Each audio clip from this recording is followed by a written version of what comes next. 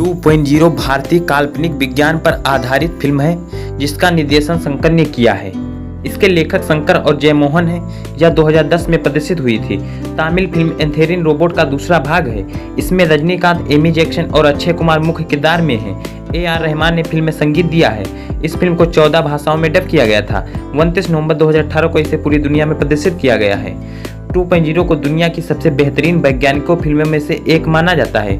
इसमें फिल्म विशेषज्ञों ने विशेष रूप से फिल्म के दृश्य प्रभाव, रजनीकांत, एमी जैक्सन और अक्षय कुमार के प्रदर्शन और साथ ही साथ सामाजिक संदेश देने की सराहना की तथा बेहतरीन कहानी का जमकर प्रशंसा की है। इस फिल्म ने अपने पहले दिन ही दुनिया भर में 117.34 करोड़ की कमाई करने में सफल रहा। पहले हफ्ते में फिल्म ने 550 करोड़ की कमाई की तथा फिल्म का लाइफ टाइम कलेक्शन 1150 करोड़ से भी ज़्यादा था।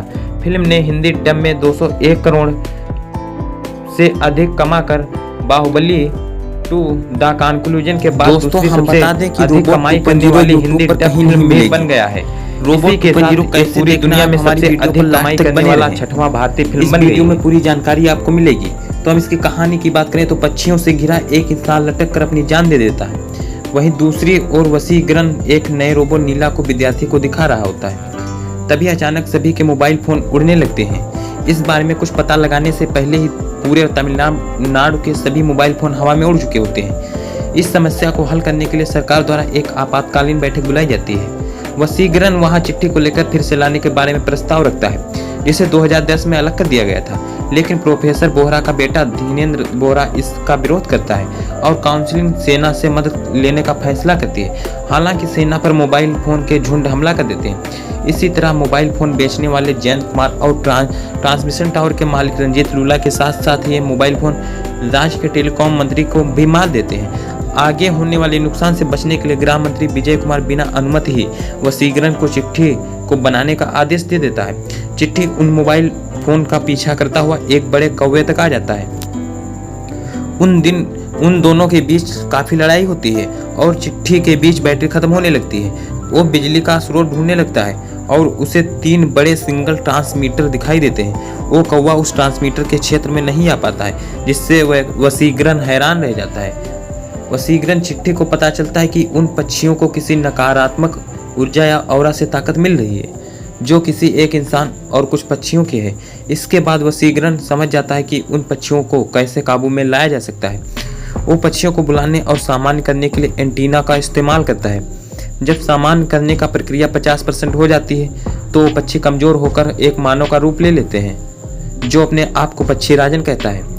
उसके बाद दिखाया जाता है कि पक्षी राजन एक पक्षी विज्ञानी थी जिसके घर कई सारे पक्षी आते और उसके साथ रहते थे, लेकिन मोबाइल फोन के बढ़ने और उसके साथ विकिरण के बढ़ने से उसके सारे पक्षी मरने लगे थे।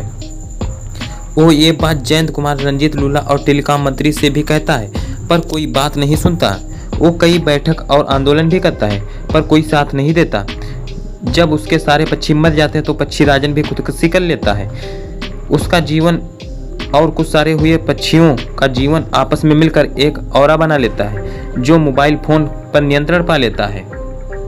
चिट्ठी उसे लोगों को न मारने की बात कहता है पर पक्षी राजन इससे इनकार कर उस पर हमला कर देता है। चिट्ठी एंटीना को फिर चालू कर पक्षी राजन को शक्तिहीन कर देता है और एक नियंत्रण करने वाले सर्किट में कैद कर लेता है।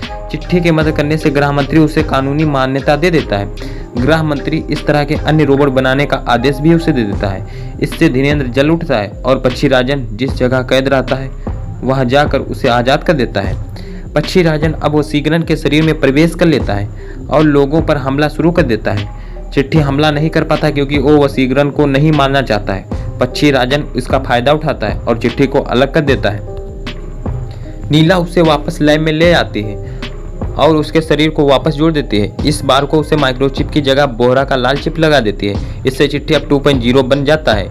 नीला उसे सिर्फ पक्षी राजन को मारने के लिए विवश करती है। चिट्ठी अपनी ही तरह कई सारे रोबोट बना लेता है और वहीं पक्षी राजन एक फुटबॉल के मैदान में कब्जा कर लेता है और धीरेन्द्र को मार देता है। चिट्ठी अपने सेना के साथ वहां आ जाता है और दोनों के बीच लड़ाई शुरू हो जाती है। बैटरी खत्म होता देख वो पावर स्टेशन की ओर जाता है। इस समय माइक्रोबॉट इकट्ठा को कर ही चिट्ठी बनाते हैं जो कुटी चिट्ठी वर्जन 3.0 है। वे सभी वह सभी सफ़ेद कबूतर के ऊपर बैठकर वहां आते हैं।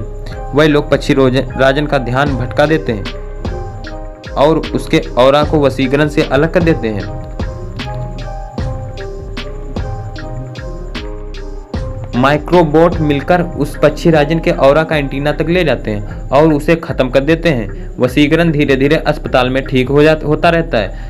विजय कुमार उससे मिलने आता है, तब वो उसे बताता है कि पक्षी राजन एक अच्छा इंसान था जो भ्रष्ट समाज में पीड़ित था। वो इसका भी सुझाव देता है कि सभी को मोबाइल के इस्तेमाल को कम करना चाहिए और जितना हो सके उतने पक्षियों को बचाने की कोशिश करनी चाहिए। चिट्ठी वापस अपने पुराने वर्जन में आ जाता है। दोस्तों, यहीं पर इस पिक्चर का समाप्त हो जाता है।